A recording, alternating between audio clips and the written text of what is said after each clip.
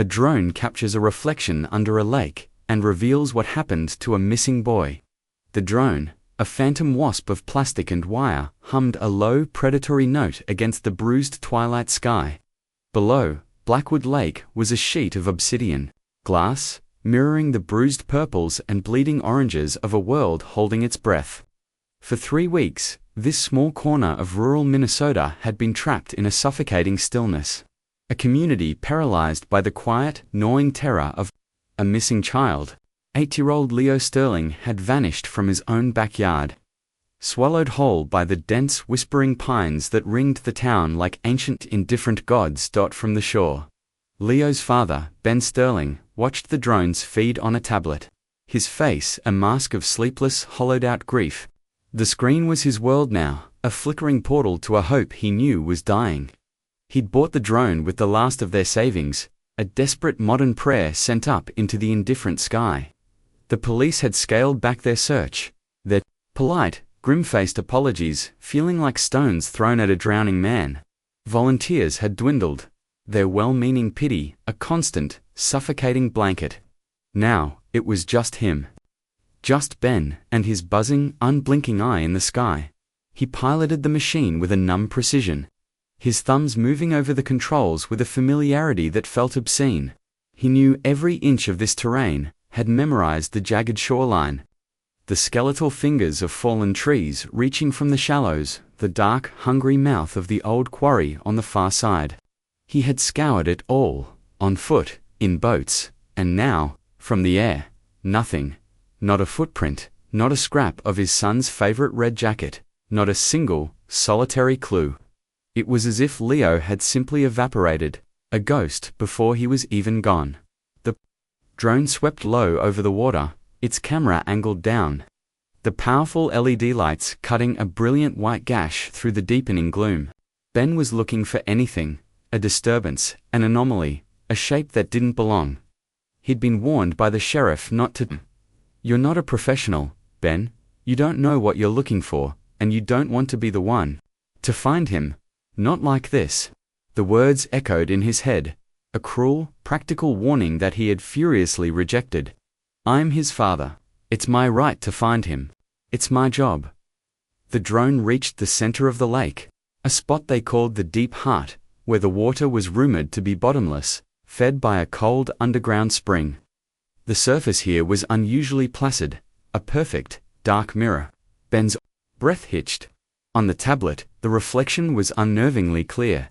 He could see the drone itself, a tiny four-armed crucifix hovering in a purple sky. He could see the distant tree line, a jagged black silhouette. He could see something else. He froze, his fingers tightening on the tablet. It was a flicker, a distortion in the reflection, something that wasn't in the sky above. He lowered the drone, the hum deepening as it descended, its lights boring into the water's surface. The reflection grew larger, clearer. The sky, the trees, the drone, and the shape. It was pale, submerged, a ghostly white form just beneath the surface. Captured not by the camera's direct gaze into the depths, but in the lake's perfect, cruel mirror of the sky. It was a trick of the light, a cruel illusion. It had to be. His heart hammered against his ribs, a frantic bird trapped in a cage of bone. He held his breath, his world shrinking to the glowing rectangle in his hands. The shape was a face, not a real face, but a reflection of one. It was looking up at the drone, its features warped by the gentle lapping of the water, but unmistakable. Pale skin, a halo of dark hair, and 2 wide, dark eyes that seemed to stare directly into the camera lens, directly into Ben's soul. The face was small, childlike. It was a face he knew better than his own. A strangled cry tore from his throat, a raw animal sound of pure, undiluted horror. It couldn't be. The drone was over the water, pointing down. The camera was seeing the lakebed, the murky silt-covered bottom some 50 feet below. There was nothing there but mud and rock and lost fishing lures, but the reflection told a different story. The reflection showed a face in the sky, his mind, fractured, trying to piece together the impossible logic. Was it a photograph? somehow trapped under a thin layer of ice he couldn't see? Was it a hallucination? A phantom conjured by grief and exhaustion? He toggled the controls, his hands shaking violently. He made the drone pan left, then right.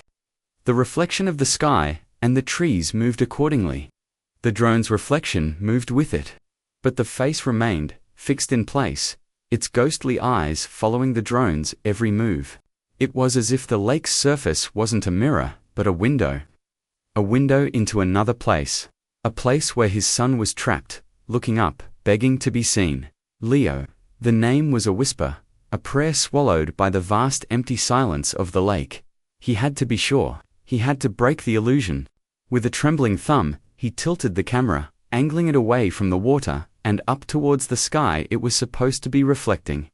The image on the tablet shifted. The dark water vanished, replaced by the bruised, star-pricked canopy of twilight. The sky was empty. There was no face. There was nothing but the cold, indifferent expanse of the heavens. A wave of vertigo washed over him. He tilted the camera back down. The water reappeared, and with it, the face. Staring, waiting. It was then that he saw the details. The small, terrible things that his shocked mind had initially refused to process. The boy's mouth was slightly open, as if in a silent scream. There was a dark mark. On his temple, a smudge of shadow that looked like a bruise. And around his neck was something thin and dark. A line that cut into the pale skin. A tether that seemed to stretch upwards, towards the surface, towards the drone, towards the sky. Ben's blood ran cold. This wasn't a reflection. This wasn't an illusion. This was a message. A horror story told in light and water. The drone wasn't just capturing a reflection of the sky. It was capturing a reflection of something under the lake. Something anchored to the bottom, floating just high enough to be caught in the mirror. The full, crushing weight of it hit him. The sheriff's words came back, a venomous whisper. You don't want to be the one to find him. Not like this. He was looking at his son. He was looking at Leo. And Leo was looking back. But it wasn't just Leo. As his eyes, blurred with tears, scanned the edges of the impossible image, he saw something else. A second shape, larger, darker, lurking just behind the boy's ghostly form. It was indistinct, a hulking shadow, a presence of pure menace. It had no face, no features, just a solid, terrifying mass that seemed to be holding his son, its form one with the murky depths. And as he stared, paralyzed, a single pale hand from the larger shape seemed to move, its fingers stroking Leo's hair in a gesture of grotesque, possessive tenderness.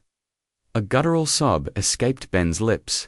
He stumbled backwards, tripping over a root, the tablet falling from his grasp and clattering against the rocky shore. He didn't care. He couldn't tear his eyes from the lake itself, from the spot where his drone hovered, a silent, helpless witness. The water was black now, the last of the light gone, but he could still see the face. It was burned into his retinas, a permanent, ghostly afterimage. His son, trapped in a liquid grave, held by a monster. He scrambled for his phone, his fingers, fumbling, slick with sweat. 911. He had to call them. He had to tell them, but what could he say? My drone found a reflection of my son under the lake, but he's not really there, he's in the sky. And there's a monster with him. They would think he'd finally broken, that the grief had shattered his mind. He looked back at the tablet, its screen now a spiderweb of cracks. The image was still there, flickering, distorted, but there, the face, the shadow, the terrible silent story. He had proof. He had impossible, insane proof. He snatched the tablet, his mind racing, a storm of grief, rage, and terror. Who? Why? The questions were a physical agony, tearing at him from the inside. The dark shape, it was a person, it had to be. Someone had done this. Someone had taken his boy, killed him, and left him in this watery tomb, a place so deep and so dark they thought he'd never be found. But they hadn't counted on this. They hadn't counted on a father's desperate hope, on a buzzing machine.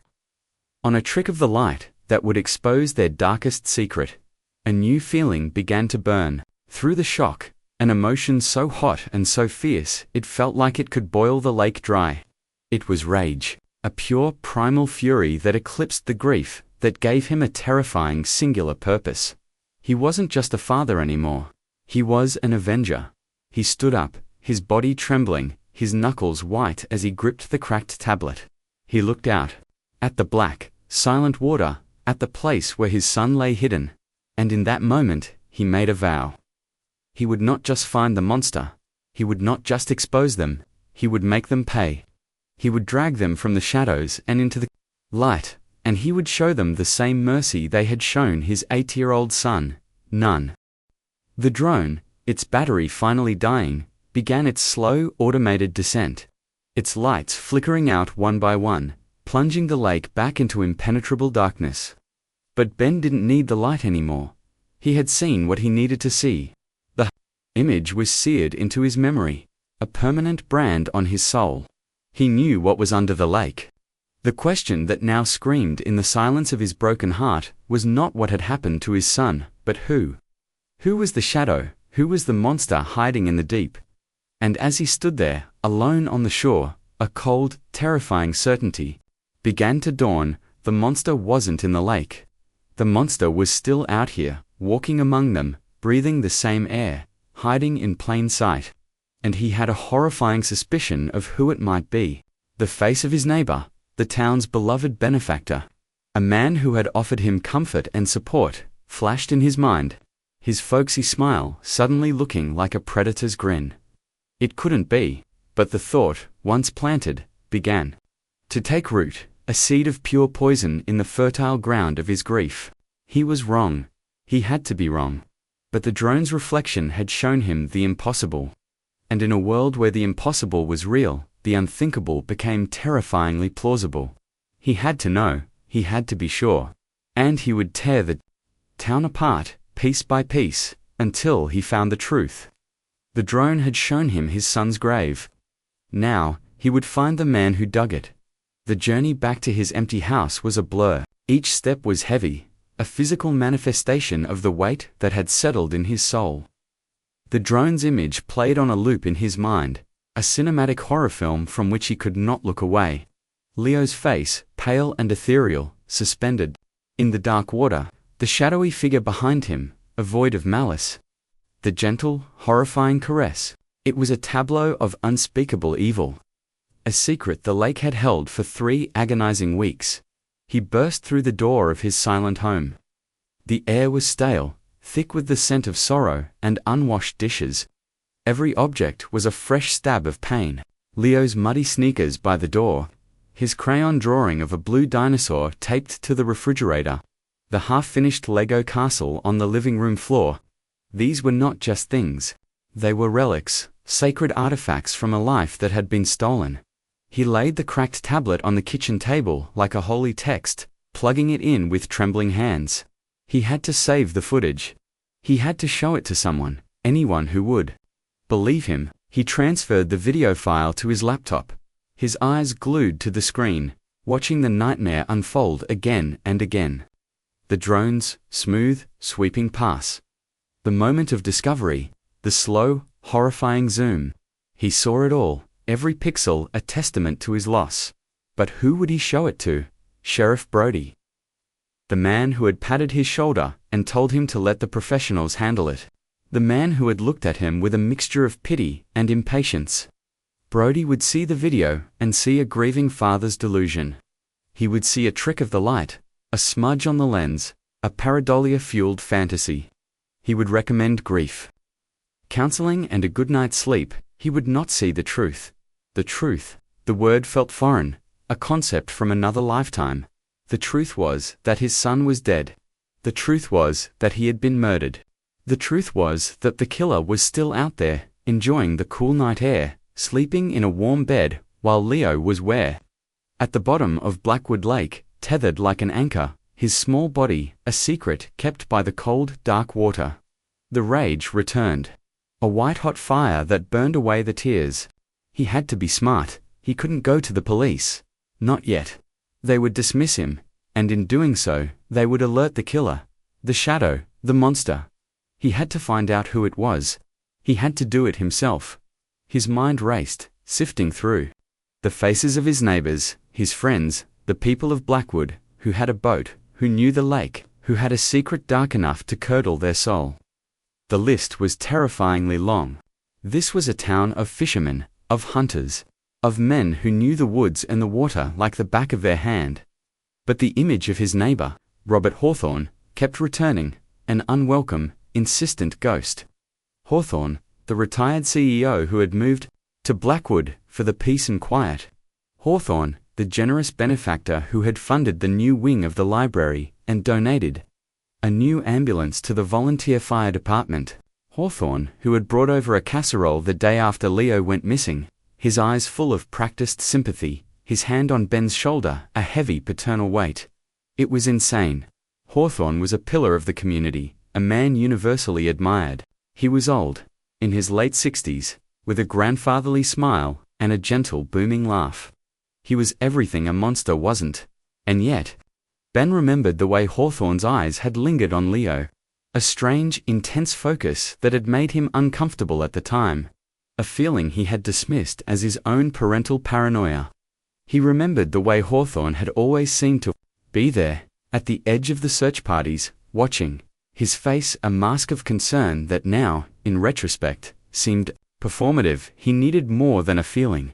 He needed proof, and the drone had given him an idea. If the killer had used the lake to hide his crime, maybe he had used it for other things as well. Maybe there were other secrets hidden in the deep end.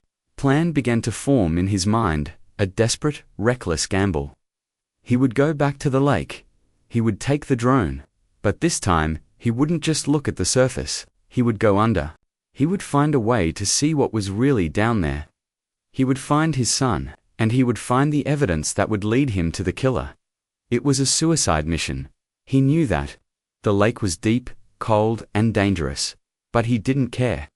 Fear was a luxury he could no longer afford. All he had left was his rage, and his vow. He looked at the picture of Leo on the mantelpiece. His son's bright, innocent smile, a beacon in the darkness of the room. "I'm coming, buddy," he whispered, his voice thick with unshed tears. "I'm coming to bring you home." He stood up, his body moving with a new, grim purpose. He gathered his gear, a powerful flashlight, a coil of rope, a waterproof bag for the drone. He was no longer just a grieving father, he was a hunter, and the prey was a monster who thought he had committed the perfect crime. But he had made one mistake. He had underestimated the power of a father's love, and he had underestimated the all-seeing eye of a machine that could capture a reflection of a soul, even one lost in the darkest depths of a cold, silent lake. The night was young, and the hunt had just begun. He would not fail. He could not fail. For Leo. The face in the water was a ghost, a memory, a nightmare. But it was also a map that would lead him to the heart of darkness, and he would follow it, no matter where it led, no matter what it cost him. The lake had taken his son. Now, he would take its secrets, and with them, he would take his revenge. The cliffhanger was not just what lay beneath the water, but what lay within himself. A darkness he was only just beginning to understand. A darkness he would have to embrace if he was to have any hope of finding the light again. The drone had shown him hell. Now he had to walk through it. Ben Sterling was a man hollowed out by grief. But before the silence descended, his life had been a symphony of small, ordinary joys. He was a high school history teacher, a man who found comfort in the clear, linear narratives of the past, a stark contrast to the chaotic, unknowable present. He had a passion for woodworking, for the smell of sawdust and the satisfying heft of a well-made chair. He loved the crisp autumn air of Blackwood, the way the leaves turned to fire, the quiet dignity of the pines. But most of all, he loved Leo, with his wild black hair that always stood on end, his mismatched socks, and his bottomless curiosity. Leo, who asked a million questions a minute, who believed in dragons and aliens and the inherent goodness of people. Leo, whose laugh was a melody that had filled every corner of their small house, a sound Ben now heard only in the phantom echoes of his memory. They had been a team, he and Leo. Ever since Sarah, Ben's wife and Leo's mother, had died 2 years ago, a victim of the same quiet, insidious cancer that had stolen her own mother. Her death had been a slow, agonizing fade, a thief that had stolen her breath, her light, her future. Ben and Leo had been left to navigate the wreckage, two survivors clinging to each other in the storm. And they had managed. They had found a new rhythm, a new normal. They had built a life on the foundations of their shared loss. A life that was smaller, quieter, but still full of love. Until 3 weeks ago. Until the moment Ben had looked up from weeding the garden to find the backyard empty, the gate swinging gently in the breeze, Leo's red ball lying forgotten in the grass. The silence that followed was a physical thing, a pressure in his ears, a void that had swallowed his world whole. Now, that world was a landscape of pain, every memory a fresh wound. He saw Leo in the smudges on the windows, in the half-eaten box of cereal on the counter, in the faint indentation on the pillow next to his own. He was a ghost in his own home, haunted by the specter of a future that would never be. The antagonist in this tragedy, the man who now occupied the center of Ben's waking nightmare, was Robert Hawthorne. To the town of Blackwood, Hawthorne was a savior, a benevolent patriarch, who had breathed new life into their sleepy community. He had moved there 5 years ago, a retired tech mogul with a fortune so vast it was almost mythical. He bought the old abandoned mill on the edge of town and transformed it into a sprawling modern mansion, a glass and steel marvel that looked like a spaceship had landed in the middle of the woods. He was a man of contradictions.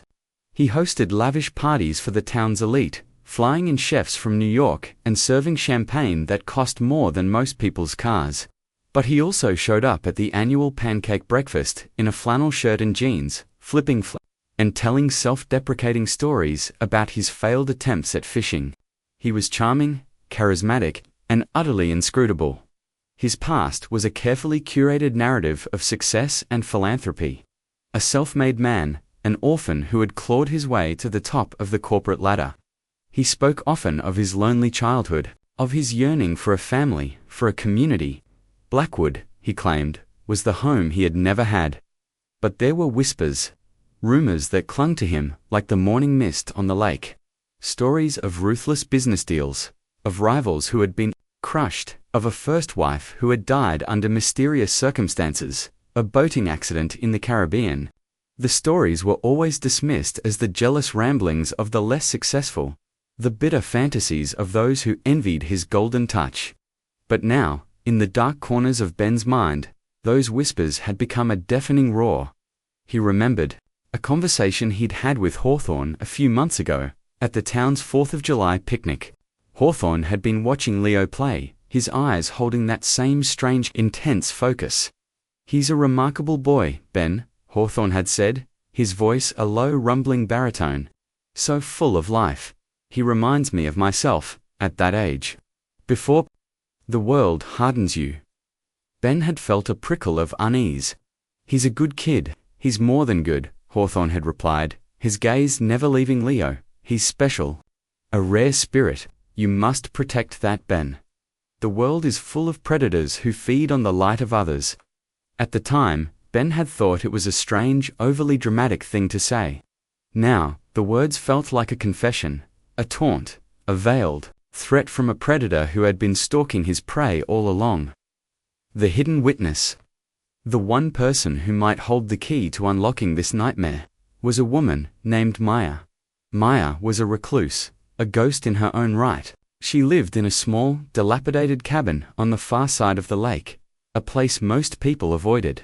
She was a photographer, an artist who captured the stark, haunting beauty of the northern woods. She sold her prints online, her work acclaimed, in circles far from the small world of Blackwood. She was also a woman shattered by her own past. Years ago, she had been a war correspondent, a journalist who had stared into the face of human depravity in the world's most brutal conflict zones. She had seen things no one should ever have to see, things that had broken her, that had sent her fleeing to the solitude of the woods, seeking a peace she could never seem to find. She had a dog, a large, silent wolf-like creature named Ghost. Her only companion, She rarely came to town, and when she did, she moved with a quiet, nervous energy. Her eyes constantly scanning, as if she expected an ambush at any moment. People called her the Witch of the Woods, a cruel nickname born of fear and ignorance. Ben knew her only slightly. He had bought one of her photographs once, a stunning black-and-white image of a lightning-struck pine tree, its skeletal branches reaching for a stormy sky. He had gone to her cabin to pick it up, and had been struck by the raw, untamed beauty of her work, and the profound sadness in her eyes. He remembered something else about that visit. He had seen a powerful telephoto lens on her camera, a piece of equipment capable of capturing incredible detail from a great distance. From her cabin, she had a clear, unobstructed view of the lake, a clear, unobstructed view of Robert Hawthorne's mansion. The thought hit him with the force of a physical blow. If Hawthorne had done something to Leo, if he had taken him out on the lake, Maya might have seen it. She might have a photograph. She might be the one person who could corroborate his impossible story. But would she talk? She was a woman who had built a fortress around herself, a woman who had fled the world of violence and death. Would she be willing to step back into it? Would she risk the wrath of a man as powerful and as ruthless as Robert Hawthorne? Ben knew he had to try. He had to go to her. He had to make her see that her silence was a luxury she could no longer afford, that the war she had fled had followed her here to this quiet corner of the world, and that the monster she had tried to escape was living just across the water. He found her cabin at dawn. The morning mist clinging to the pines, the air thick with the scent of damp earth and wood smoke. Ghost, her dog, met him at the edge of the property, a low growl rumbling in his chest. But he didn't attack. He just stood there, a silent grey sentinel, his intelligent eyes watching Ben's every move. Maya appeared in the doorway of the cabin, a silhouette against the warm light inside. She was holding a mug of coffee, her face pale, her long dark hair a tangled mess. She looked at him with a mixture of surprise and suspicion. "Sterling," she said, her voice raspy from disuse. "What do you want?" "I need to talk to you," Ben said, his voice raw with a desperation he couldn't hide. "It's about my son." He saw a flicker of something in her eyes, a shadow of a memory, a ghost of a pain she knew all too well. She looked at him for a long moment, her gaze searching, intense. Then, she gave a slight nod. "Ghost, let him pass," she said softly. The dog moved aside, and Ben walked towards the cabin, his heart pounding in his chest. He didn't know if he was walking towards an ally or another dead end. But he knew he was walking towards the truth. And he knew that the path to that truth was paved with the broken pieces of their pasts, with the secrets they had all tried to bury, with the ghosts that haunted the silent, watchful woods of Blackwood. The story was no longer just about a missing boy. It was about a grieving father, a ruthless predator, and a haunted witness, 3 souls caught in a web of darkness. Their fates now inextricably, tragically intertwined. The lake had its secrets, but so did they. And Ben was about to find out that the most dangerous monsters are not the ones that hide in the water, but the ones that hide in plain sight, their smiles as deep and as deceptive as the lake itself. Maya's cabin was a fortress of solitude, a museum of a life lived on the ragged edges of the world. The walls were covered with her photographs, stark, beautiful, and brutal. A child soldier with eyes as old as time, a bombed-out city, its skeletal buildings reaching for a smoke-filled sky, a flock of birds taking flight from a field of landmines. Each image was a testament to her courage, and a monument to her pain. She poured him a cup of coffee, her hands steady, her movements precise. She sat across from him at a small rough-hewn table, her gaze unwavering. "Tell me," she said, her voice a quiet command. And so he did. He told her everything. About the drone, about the reflection, about the face in the water. He showed her the video on his cracked tablet, his finger tracing the ghostly image of his son, the shadowy form behind him. He watched her face, searching for a sign of recognition, of belief. She watched the video 3 times, her expression unreadable. Then, she looked up at him, her eyes dark, bottomless pools of a grief he was only just beginning to understand. "I believe you," she said, and the words were a lifeline. A single, solid thing in the churning chaos of his world. "You've seen him," Ben whispered, his voice trembling. "You've seen Hawthorne on the lake." She nodded slowly. "I see everything on the lake. It's my job. I watch the light. I watch the seasons change. I watch the animals, and I watch the people." She stood up and walked over to a large metal filing cabinet in the corner of the room. She unlocked it with a small silver key that she wore on a chain around her neck. She pulled out a large black portfolio and laid it on the table. "I photograph everything," she said, her voice low. "It's a habit I can't break. A way of bearing witness, even when I don't want to." She opened the portfolio. It was filled with photographs of the lake, hundreds of them, a meticulous, obsessive chronicle of the past few months. There were pictures of the changing leaves, of the first frost, of the migrating geese, and there were pictures of Robert Hawthorne. Hawthorne on his boat. A sleek, powerful machine that cut through the water like a shark. Hawthorne on his dock, staring out at the lake, his face a mask of what? Contemplation? Or something else, something darker. And then, she turned to a new page. And Ben's breath caught in his throat. It was a series of photographs, taken with her telephoto lens, from a great distance. The quality was slightly grainy, but the images were clear enough. It was the day Leo went missing. The first photograph showed Hawthorne's boat in the middle of the lake. Near the spot they called the Deep Heart, he was alone. The second photograph showed something in the water behind the boat. A small splash, a disturbance. The third photograph was the one that made Ben's world stop. It showed Hawthorne, leaning over the side of the boat, his arms submerged in the water, his body straining with effort. He was pushing something down. Something small, something that was fighting. Ben could just make out a flash of red. The color of Leo's jacket. A wave of nausea washed over him. He felt the blood drain from his face. He was looking at a murder. He was looking at the last moments of his son's life. "I didn't know," Maya whispered, her voice choked with a sudden terrible guilt. "I thought it was a buoy, or a piece of debris. I didn't. I couldn't have known." But she had. Known. He could see it in her eyes. She had seen something that had disturbed her, something that had made her hide these photographs away, something that had made her lock them in a metal box and try to forget. She had seen evil, and she had turned away, just as she had turned away from the wars, from the death, from the pain. She had run to the woods to escape the monsters, only to find one living next door. "He has to pay," Ben said, his voice a low, dangerous growl. "He has to pay for what he did." Maya looked at him, her eyes filled with a fear that was as old as her scars. "You don't know what he's capable of, Ben. He's not just some rich old man. He's different. He's empty. I've seen men like him before. Men with no souls. They take what they want, and they destroy what they can't have. If you go after him, he will destroy you." "He's already destroyed me," Ben said, his voice breaking. "He took my son. He took everything."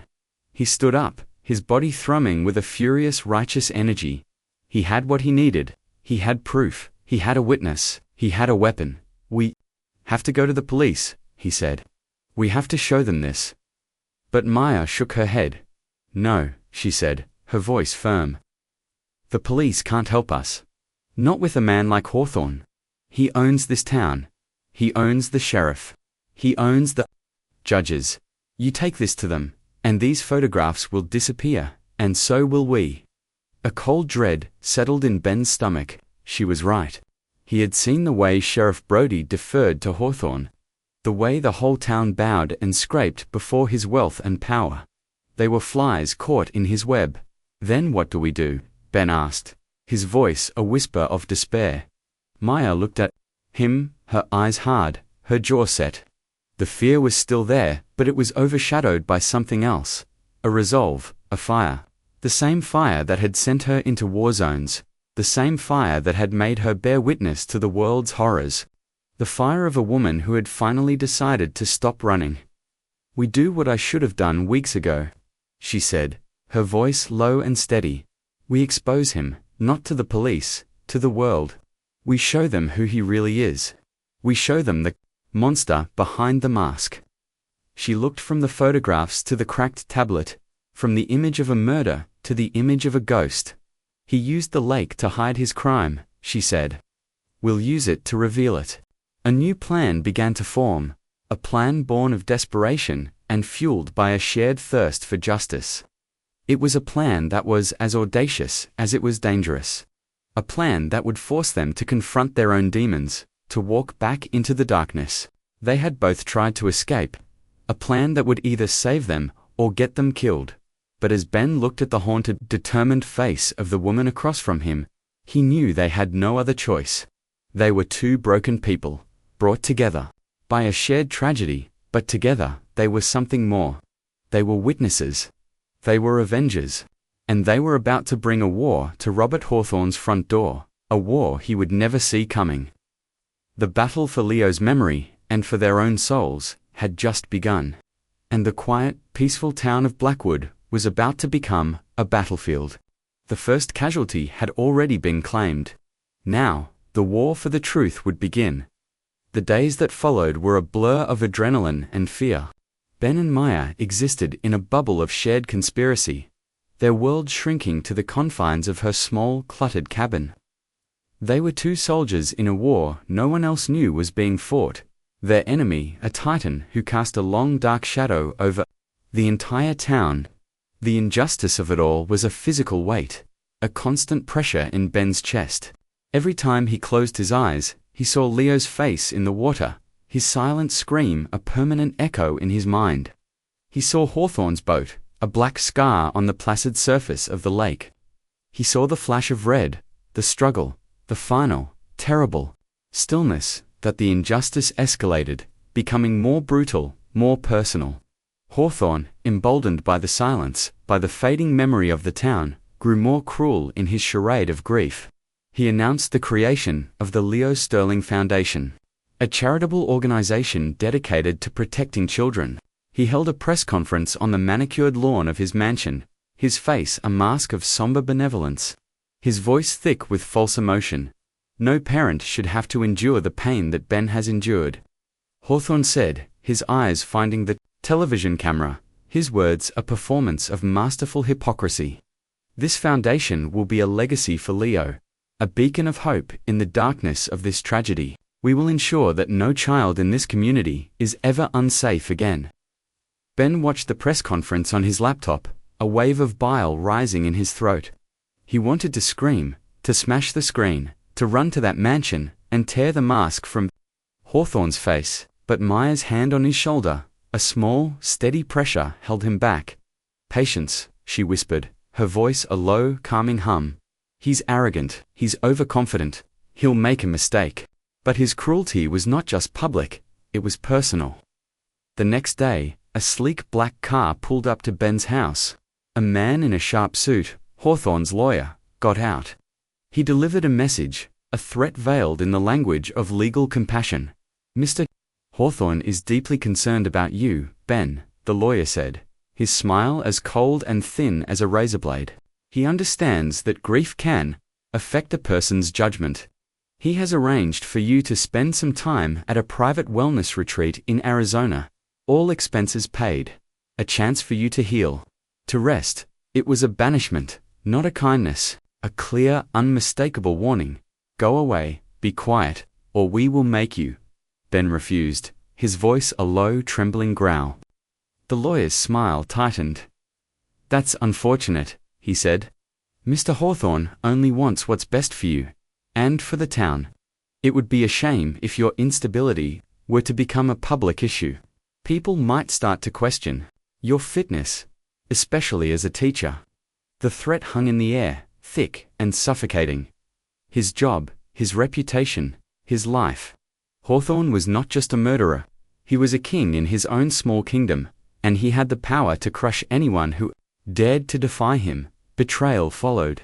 Ben went to see his principal, a man he had considered a friend, a man who had coached Leo's Little League team. He tried to explain, to warn him, to tell him that Hawthorne was not the man he appeared to be. The principal listened, his face a mask of polite concern, but his eyes were cold, distant. "Ben, I think you need to take Mr. Hawthorne's offer," he said, his voice gentle but firm. "You're not well. You're seeing things that aren't there. You're becoming obsessed." He had been warned. The tendrils of Hawthorne's influence reached everywhere, into every corner of the town, poisoning everything they touched. Ben was alone, isolated, a pariah in his own community. The people who had once offered him casseroles and condolences now crossed the street to avoid him, their faces averted, their whispers following him like a cloud of flies. They saw him as a man unhinged by grief, a tragic, broken figure who was an embarrassment to the town's carefully constructed image of peaceful serenity. The only person who stood by him was Maya. She was his anchor, his co-conspirator, his conscience. She saw the toll the isolation was taking on him, the way the rage was eating him from the inside out. "He wants you to break," she said one night, as they sat in the dim light of her cabin, the portfolio of photographs open on the table between them. "He wants you to become the crazy, grieving father everyone thinks you are. That's how he wins. He doesn't just kill you. He kills your credibility.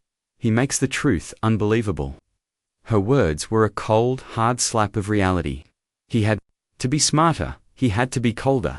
He had to become a predator himself, to hunt the hunter. Maya, too, was struggling. The decision to help Ben had forced her to confront the ghosts she had tried so hard to outrun. The photographs were a constant reminder of the violence she had witnessed, the evil she had tried to forget. She had nightmares, waking up in a cold sweat, the screams of a forgotten war echoing in her ears. Her conscience, long dormant, was now a raging fire.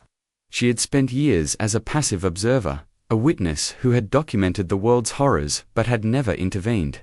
Her camera had been both a tool and a shield, a way to get close to the truth without ever having to touch it. But now, the truth was in her hands, a terrible, undeniable weight. She could no longer be just a witness.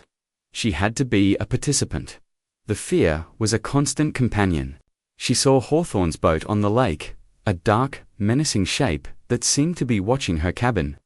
She heard strange noises in the woods at night, the snap of a twig, the rustle of leaves, sounds that sent Ghost into a frenzy of low, protective growls.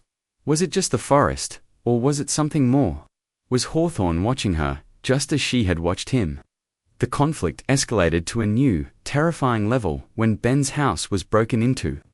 He came home one afternoon to find his front door splintered, the lock broken. The house was a wreck, drawers pulled out, furniture overturned, a whirlwind of calculated chaos. But they hadn't taken anything of value. Not the television, not the laptop, not the small amount of cash he kept in a drawer. They had taken only one thing. The cracked tablet, the one that held the original video file of the drone's discovery, was gone. Ben's blood ran cold. It was a message. "We know you have proof, and we can take it from you whenever we want." But they had made a mistake. They had taken the tablet, but Ben had been smart enough to make copies. The video file was on his laptop, on a thumb drive, and uploaded to a secure, encrypted cloud server. They had taken the symbol, but they hadn't taken the evidence. The break-in, however, had a more sinister purpose. On his kitchen table, they had left something. A single, small, muddy sneaker. Leo's sneaker. The one he had been wearing the day he disappeared. It was a desecration. A violation of his home, of his grief, of his son's memory. It was a cruel psychological game, a way to terrorize him, to push him over the edge. He sank to the floor. The small shoe clutched in his hand, a dry, racking sob tearing through him. He had tried to be strong, to be cold, to be a hunter. But he was just a father who had lost his child, a man being tormented by a monster who seemed to enjoy his suffering. He was close to breaking. He could feel the fragile threads of his sanity beginning to snap. The rage was turning to despair, the hope to a dull, aching emptiness. It was Maya who pulled him back from the brink. She came to his house, her face a mask of grim determination. She saw the sneaker, the wreckage, the look of utter defeat in his eyes. She didn't offer him words of comfort. She offered him a weapon. "He's getting scared," she said, her voice low and fierce. "This is not the act of a confident man.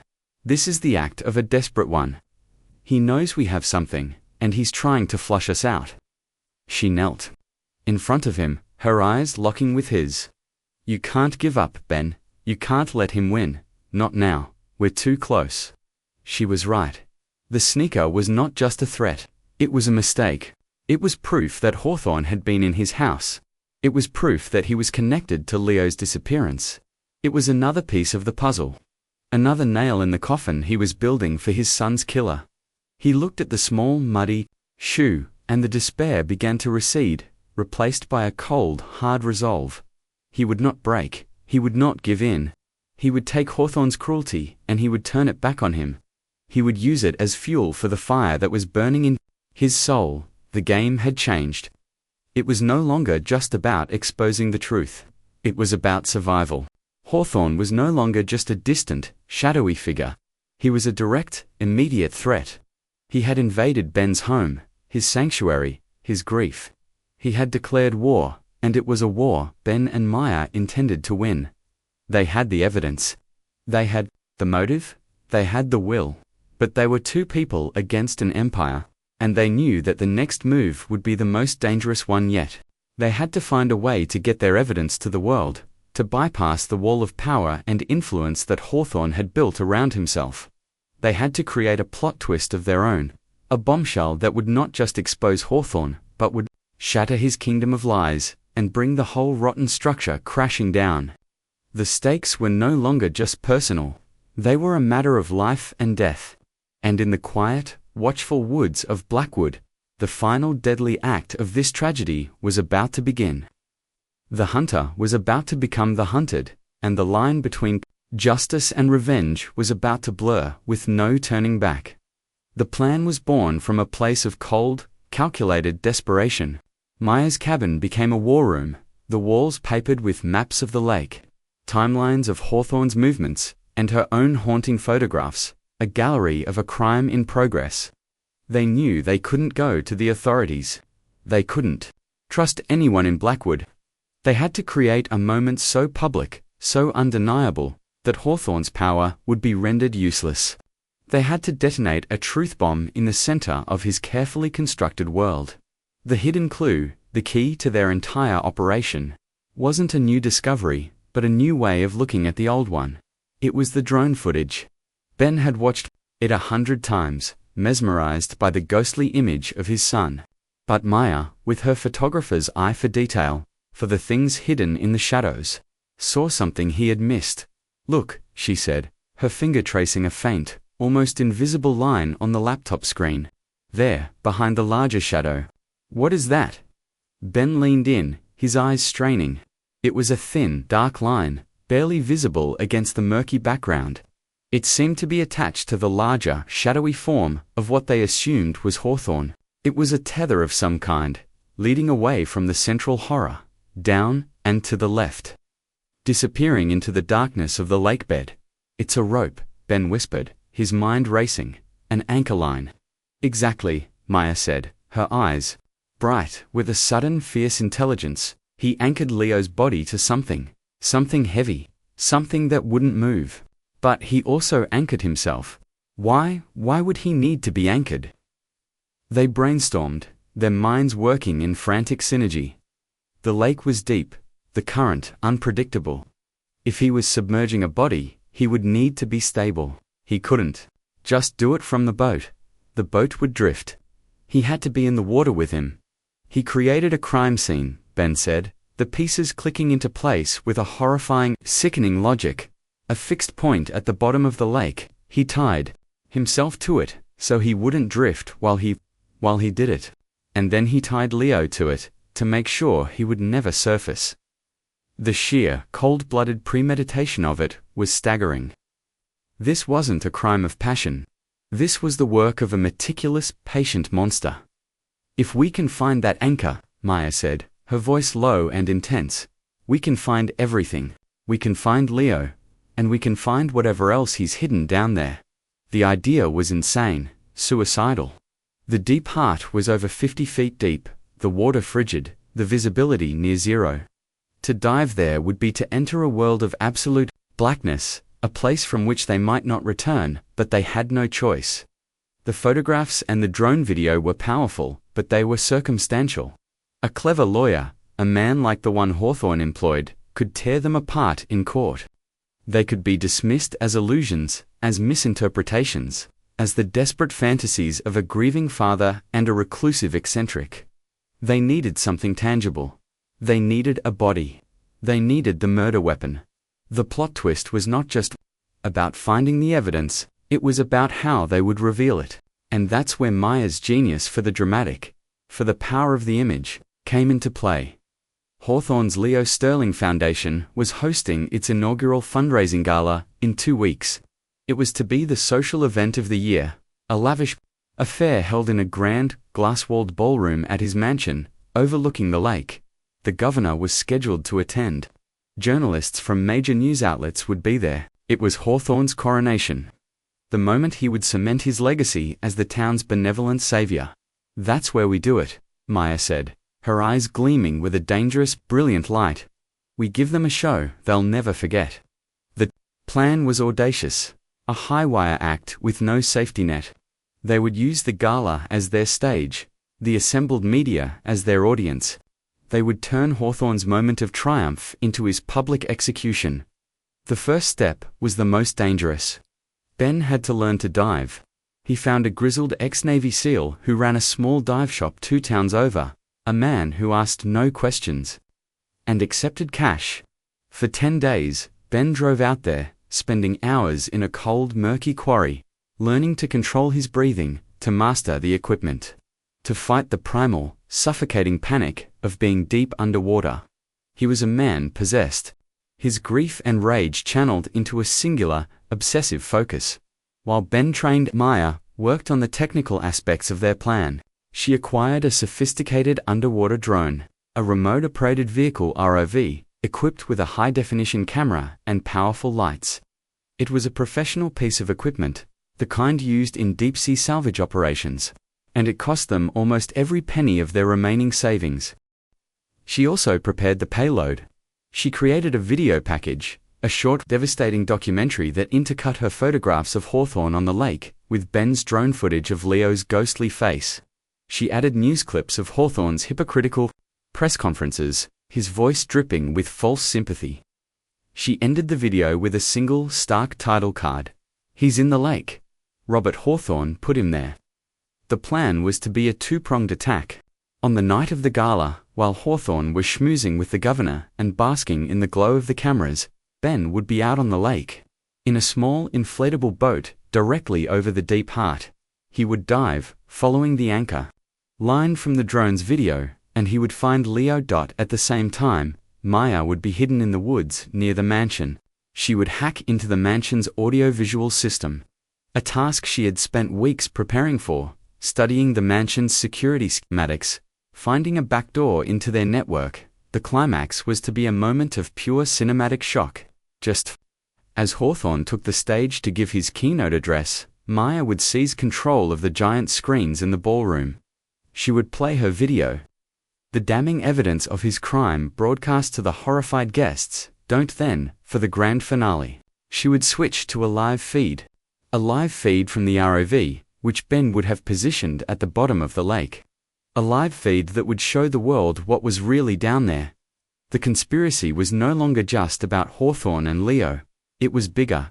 As Maya dug into Hawthorne's past, using her skills as an investigative journalist, she uncovered a pattern.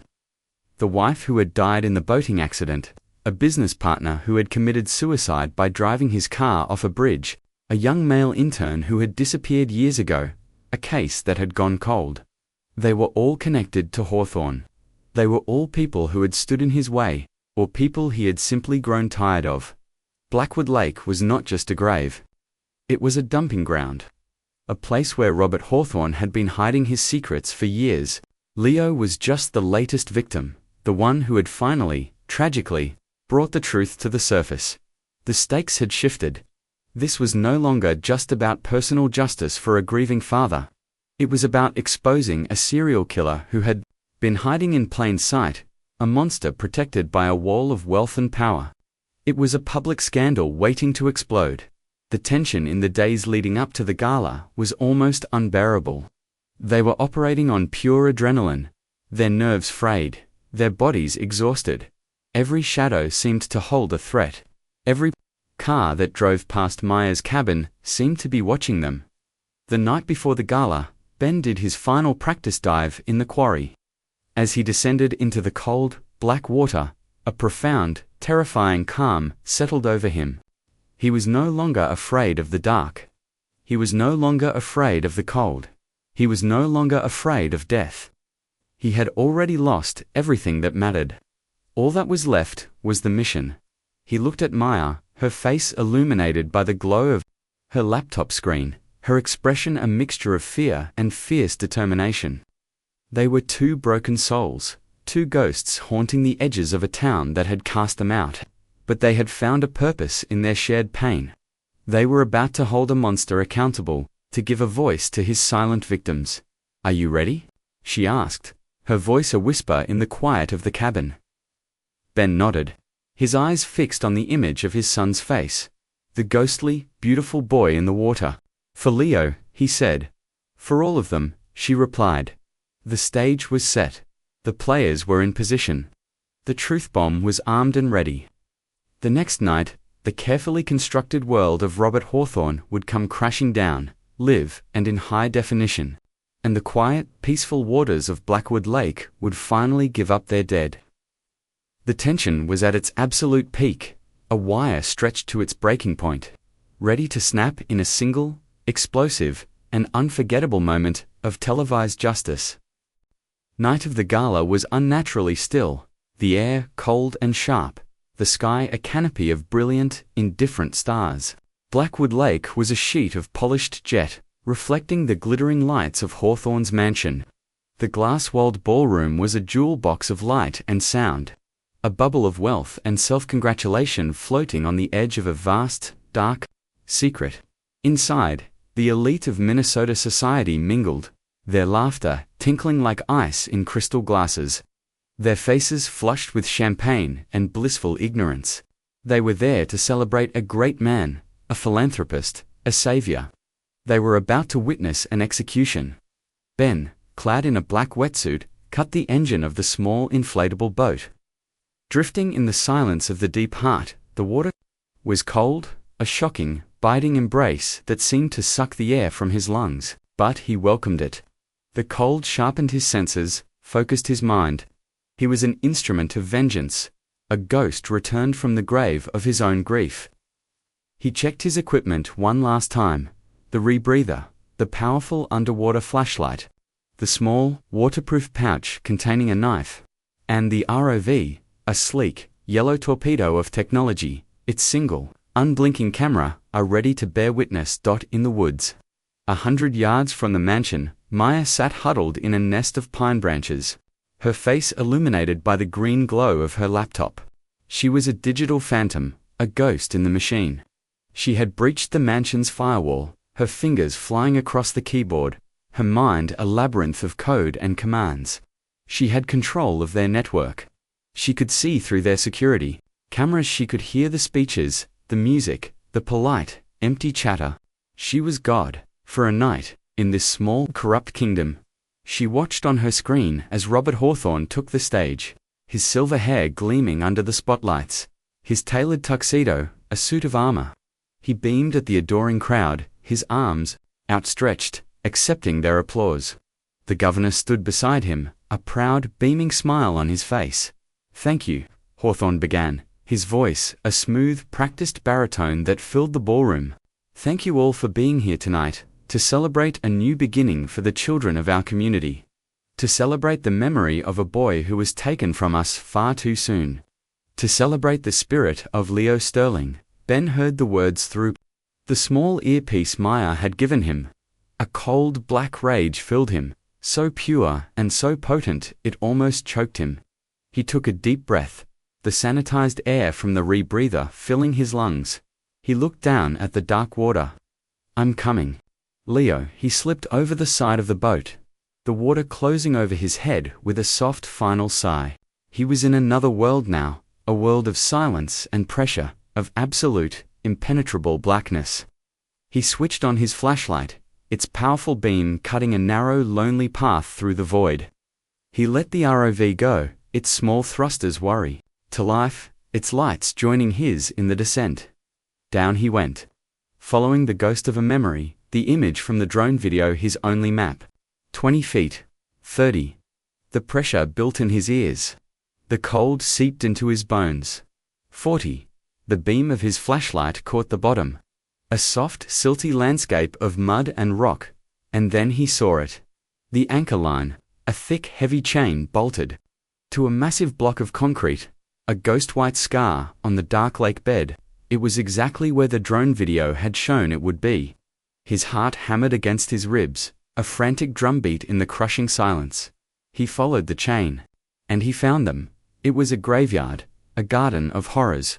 There were 3 of them, skeletal forms in varying states of decay. Their bones picked clean by the crayfish and the cold, slow passage of time. They were tethered to the concrete block, with heavy chains, their empty eye sockets staring into the eternal darkness. A woman, her long hair a ghostly, waving shroud. A man, his arms bound behind his back, and another smaller form, almost lost in the silt. The intern, the business partner, the wife. Hawthorne's forgotten victims. Ben's stomach churned, the sanitized air in his lungs suddenly feeling toxic. This was a place of unimaginable evil, a secret tomb at the bottom of a placid, beautiful lake. And then he saw him. Leo.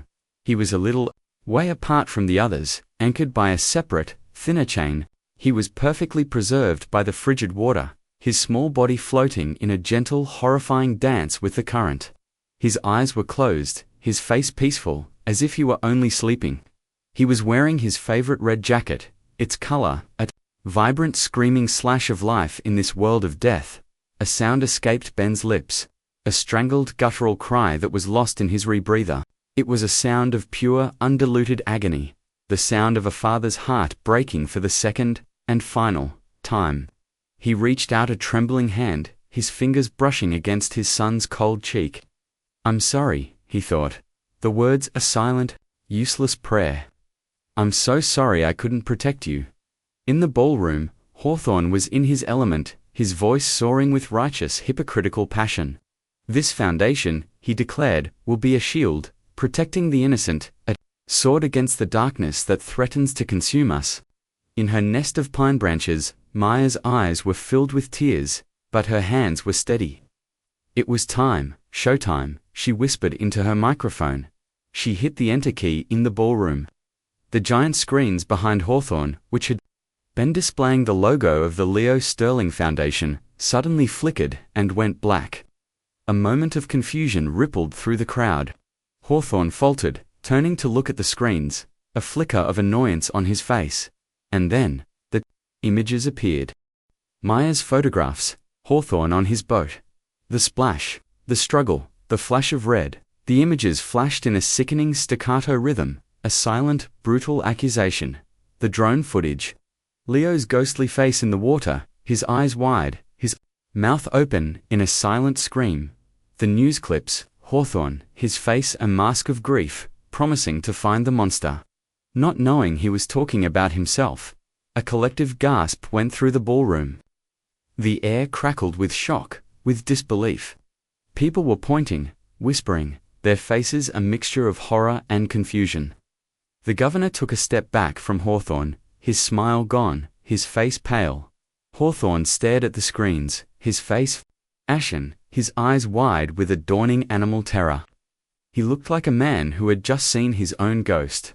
This is a lie," he stammered, his voice a pathetic, strangled croak. "A vicious, disgusting lie. This is the work of a sick, disturbed man." But it was too late. The truth was out, a virus spreading through the room, unstoppable, undeniable. And then, Maya delivered the coup de grace, and now, a new title card appeared on the screen, the words stark and white against the black background, "Alive." broadcast from the bottom of Blackwood Lake. The image on the screen changed. It was now a live feed from the ROV. The picture was clear, the colors vivid under the powerful lights. It showed the concrete block, the chains, the skeletal remains of Hawthorne's forgotten victims. A woman in the front row screamed, a high, piercing sound that shattered the stunned silence. And then, the ROAV panned, moving slowly, deliberately, towards the small floating form in the red jacket.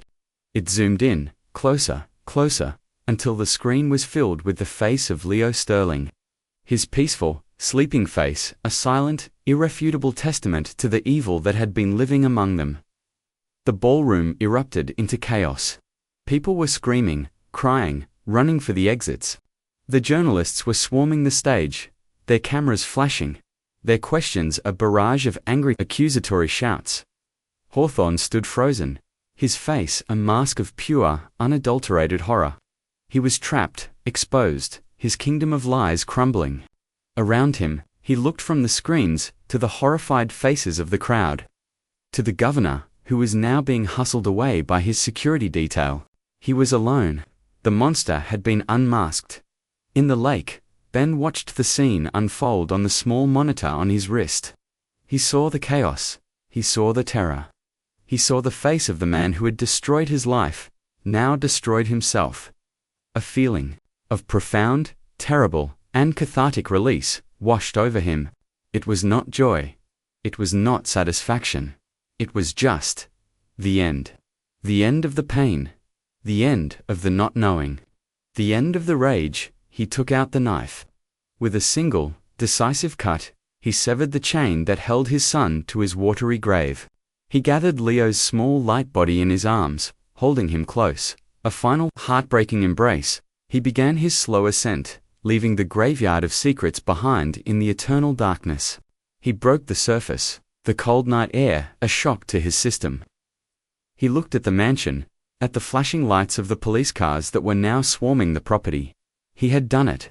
He had brought his son home, and he had delivered a justice, so public, so explosive, so complete, that it would be talked about for generations. The lake had given up its dead. The monster had been exposed, and the truth, in all its terrible, beautiful, and heartbreaking glory, had finally come to light. The cinematic payoff was complete, a public hanging in the court of opinion. A trial by media that was swift, brutal, and absolute. The credits, for Robert Hawthorne, had begun to roll. The aftermath was a quiet, somber echo, a world drained of color after the explosive, cathartic climax. The chaos of the gala gave way to the grim, methodical process of justice. Robert Hawthorne was arrested on the spot, his face a blank mask of shock as he was led away in handcuffs. The flashing lights of the police cars illuminating the final pathetic moments of his reign.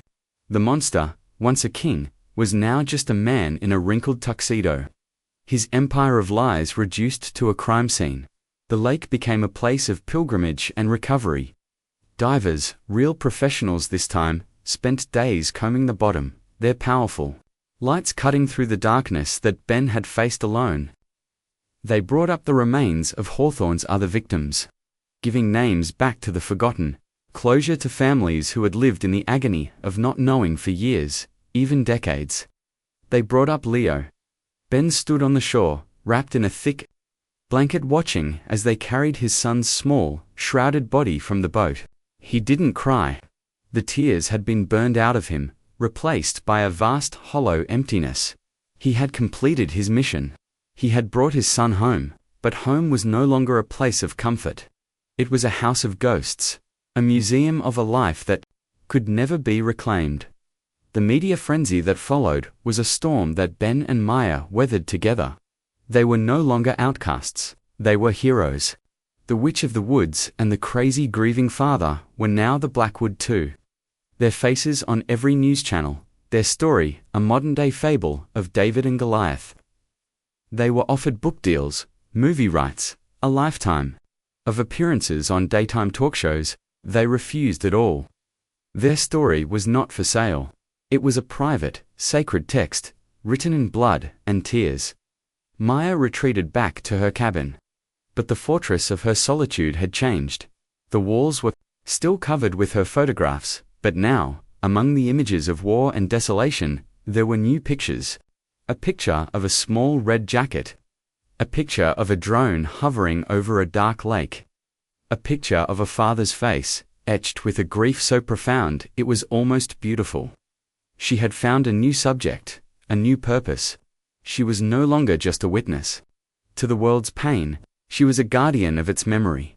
Ben buried his son in the small cemetery behind the old stone church, next to his wife. The funeral was a quiet, private affair. The whole town came, their faces a mixture of shame and sorrow. They had misjudged him. They had abandoned him. And now, they stood in silent, awkward tribute, their presence a clumsy, belated apology. Ben didn't care. Their opinions were meaningless to him now. He had walked through a fire they could never imagine. And he had come out the other side, a different man. A man forged in the crucible of loss and rage. He sold the house, the memories. Too sharp, too painful to bear. He packed a single bag, his only possessions the woodworking tools his own father had given him. And a small, framed photograph of Leo. His smile, a bright, eternal beacon. He didn't know where he was going. He just knew he had to leave Blackwood, this place of beautiful, terrible memories. Before he left, he went to see Maya one last time. He found her by the lake, her camera in her hand, her dog, Ghost, at her side. The water was calm, the surface a perfect, placid mirror of the autumn sky. It was hard to believe the horrors that lay beneath it. The secrets it had kept for so long. "Where will you go?" she asked, her voice soft. "I don't know," he said. "Somewhere quiet. Somewhere I can build things again." They stood in silence for a long time, two survivors sharing a space that was beyond words. They had been bound together by a tragedy, and now they were being set free by its resolution. "Thank you," Ben said, the words inadequate, but all he had. "For believing me." "Thank you," she replied, her eyes meeting his. "For making me believe again." He left the next morning, his small car heading south, away from the pines and the cold, dark water. He drove until the landscape changed. Until the air grew warmer, until the ghosts of his past began to fade into the rearview mirror. He found a small town by the ocean. A place where the air smelled of salt and new beginnings. He bought a small workshop and began to build furniture. His hands finding a familiar, comforting rhythm in the shaping of the wood, he worked with a quiet, focused intensity, each piece a small, sturdy monument to the life he was trying to rebuild. He never spoke of what had happened in Blackwood. He never told his new neighbors the story of the drone, the lake, the monster. It was his burden to carry, his secret to keep. But sometimes, in the quiet of the evening, he would walk down to the ocean and watch the waves, the endless rhythmic rise and fall of the tide. And he would think of his son, his brave, beautiful boy, who was now at peace. He would think of the reflection in the water, the ghostly image that had started it all. And he would remember the cost of truth, the terrible price of justice. The emotional echo of his loss would never fade completely. It would always be a part of him, a quiet, bittersweet ache in the center of his soul. But it was no longer a fire that consumed him. It was a scar, a reminder of the battle he had fought and won. A reminder of the father he had been and the man he had become. A man who had looked into the abyss and had found the strength to pull his son back into the light, leaving a haunting, unforgettable story in his wake. The drone was gone. The lake was quiet, but the reflection of what he'd found would linger forever.